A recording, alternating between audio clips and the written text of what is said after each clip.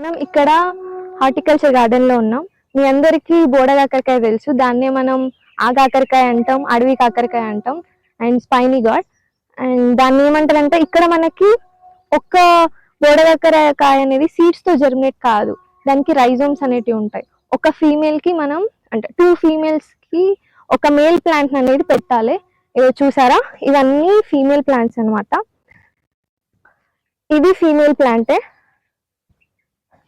2 female plant మధ్య ఒక male plant అనేది పెట్టాము.